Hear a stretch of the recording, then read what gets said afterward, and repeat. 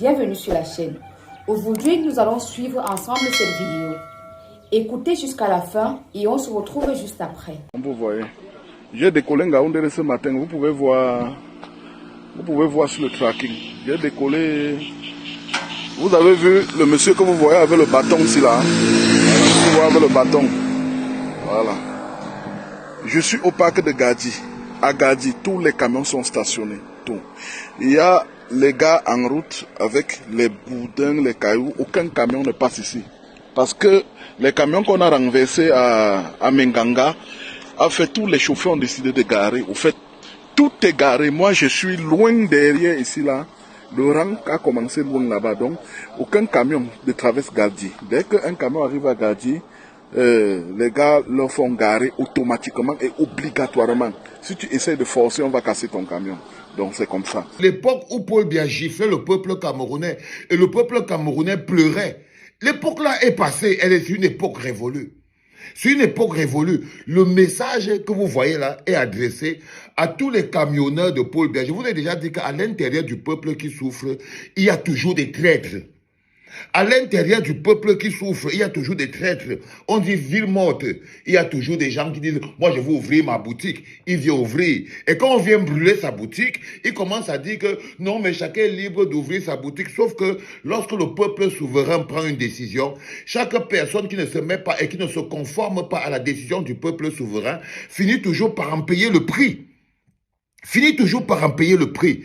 Et c'est ça qui se passe avec les camionneurs qui, eux, pensent justement pouvoir vivre leur propre vie du poulet au détriment de la lutte pour le bonheur collectif engagée par la corporation entière de camionneurs. Ils ont remarqué qu'il y a des petits camionneurs pro RDPC, pour la Tanganji Chantal Biangongo, qui continuent de vouloir venir passer alors que le peuple souverain fait un blocage. Ils ont remarqué qu'il y a des camions qui sont infiltrés, il y a toujours des infiltrations. Il y a des camionneurs infiltrés qui veulent venir tenter le diable pour démontrer qu'eux, ils s'en foutent de la souffrance du peuple. Comme certains boutiquiers qui veulent toujours démontrer qu'ils veulent trop l'argent, ils ont trop faim, ils s'en foutent de la souffrance du peuple. Quand on dit ville morte, eux, ils disent qu'eux, ils ouvrent.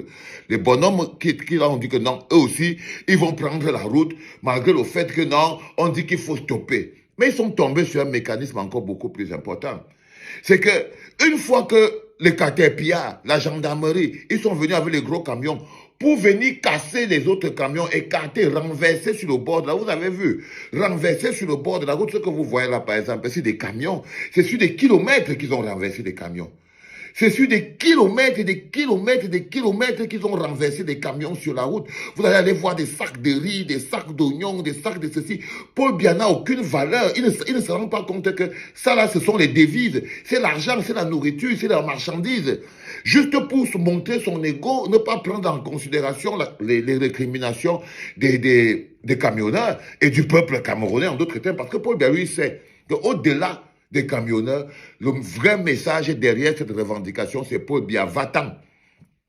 Et comme il sait que le vrai message derrière cette revendication, c'est Paul Biya, va-t'en, tu es illégitime, tu es illégal, on ne veut plus de toi, on a voté Issa Tchegoma Bakary, il a donc les réactions violentes de quelqu'un qui sait que le vrai message, c'est va-t'en.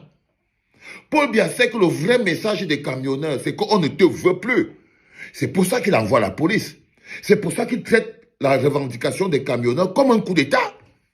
Paul Biya traite la revendication des camionneurs comme une tentative de renversement de l'État. Oui, comme une tentative. Il le ressent parce qu'il sent le rejet. Il sent le dégoût que les gens ont pour lui. Il sent le mépris. Comment les gens veulent se débarrasser de lui, il le sent. Et quand il sent ça, il envoie le billet avec les camions, les Caterpillar et tout, pour aller, en s'en foutant des conséquences, dégager la route. Mais son vrai rêve, c'est qu'il veut tuer tout le monde qui est là-bas.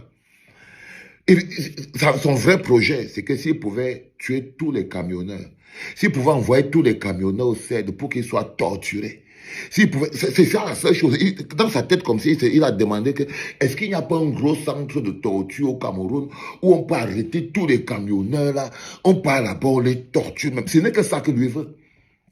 C'est ça que Paul Biya veut, parce qu'il ne connaît pas un autre langage. Sauf que le Camerounais, le nouveau type de Camerounais, n'est pas celui de 2018. Le Camerounais de 2025 est quelqu'un qui en a marre. En ce moment, petite parenthèse, en ce moment, il y a un petit coup d'État qui est en train de se passer au Bénin. Je ne peux pas dire ça seulement petit comme ça, je veux ouvrir un podcast réel avec ça. Mais en ce moment précis, il y a quelque chose qui se passe au Bénin. Mais pendant que les policiers, les vrais policiers sont en train de faire des vraies choses au Bénin, les nôtres sont en train d'éventrer les sacs de riz, tirer sur les Camerounais pour chasser les Camerounais dans la rue. Mais c'est pas ça la chose la plus importante. On met entre parenthèses la famille. On va se retrouver dans un podcast prochain pour parler de ce qui se passe à Cotonou, de ce qui se passe à Cotonou au Bénin. Donc, une fois donc ils ont commencé à renverser tous ces camions, ils ont versé partout, la corporation tout entière et tous les radicaux camionneurs ont donc décidé qu'à partir d'aujourd'hui, plus aucun camion ne va circuler. Plus aucun camion ne va circuler, ni de Garoua, ni de l'Est pour le Grand Nord, ni de partout sur l'étendue du territoire national. Et là, il vous montre un exemple de ce qui va se passer à celui qui va prendre son camion pour venir défier la douleur du peuple souverain. Parce que moi, je préfère dire les mots comme ils sont. Le monsieur vous a dit aujourd'hui que là, maintenant, ils ont barré pour de bon. Donc, la journée d'aujourd'hui, là, le premier camion qui a attrapé en route est désossé par les populations et les camionneurs. Donc, les camionneurs ont dit que comme vous avez renversé les camions, vous avez percé les sacs d'oignons, vous avez détruit les sacs d'arachide, vous avez détruit les sacs de riz, vous avez cassé les gagne-pain des gens, il n'y a plus de transport. Et c'est légitime, hein. Et c'est totalement légitime. Ils sont dans la légalité. Ils ont dit que non. Là, vous voyez le petit gars, le frérot de la 167, il dit, voici, c'est moi 167, venez me tuer. Come and kill me. Bon, une bonne fois pour toutes, on s'arrête là, ça ne continue plus. Ça ne continue plus. On dit, ça dit que ça ne continue plus. On s'arrête à ce niveau. On s'arrête à ce niveau. Et chaque chose continue. Je vous ai dit que dans le nord-ouest et le sud-ouest, ça a commencé par la grève des avocats. Là, on est dans la grève des transporteurs. Si Paul Biya pense qu'il peut continuer en usurpation, même les 7 années, s'ils vont lui donner la crise cardiaque, si jamais il tient même 1 an, s'il tient même 3 mois, s'il tient même quelque chose, parce que je pense personnellement qu'on aura le temps de s'écrouler si nous ne remettons pas Issa Chiroma Bakary au cœur de son processus. Si nous ne remettons pas le peuple camerounais au cœur de sa légitimité et de sa souveraineté, et si nous n'allons pas installer Issa Chiroma Bakary à la présence à Etoudi, où nous-mêmes nous l'avons plébiscité, c'est nous qui l'avons mis là. C'est nous qui avons mis Issa Chiroma Bakary là. Ce n'est pas quelque chose que quelqu'un vient nous dire que non, Issa Chiroma Bakary a perdu. Comme si les gens étaient partis voter pour Issa Chiroma Bakary dans un endroit et ils nous ont appelés pour nous annoncer que hey, c'est bon, on a bien fait le travail. Non. Vous vous trompez les enfants. Messieurs, vous mentez à vous-même. C'est le peuple camerounais, dans sa soif de changement, dans sa décision de 2025, c'est maintenant ou pas, a choisi Issa Chiroma Bakary, malgré tous les défauts qu'il y avait sur le personnage, pour dire, toi, tu seras l'outil du Seigneur, tu seras l'outil du peuple camerounais, tu seras l'instrument du changement du peuple camerounais, et vous ne pouvez rien contre ça. Vous ne pouvez rien contre ça. Résultat des courses, tous ceux qui vont vouloir venir faire les infiltrés au milieu des camionneurs, dès que tu seras attrapé dans la rue, ton camion sera mis en morceaux. Donc je suis sûr que la journée d'aujourd'hui, c'est là. Sur les grands axes du Cameroun, il y aura beaucoup de camions qui seront en feu. Il y a beaucoup de camions qui vont partir en fumée. Beaucoup. Beaucoup de camions vont partir en fumée parce que vous allez essayer de défier. Vous allez essayer de défier la souffrance du peuple. Et ça va vous coûter cher. Voilà. J'espère que vous avez bien suivi. Dites-moi en commentaire ce que vous en pensez.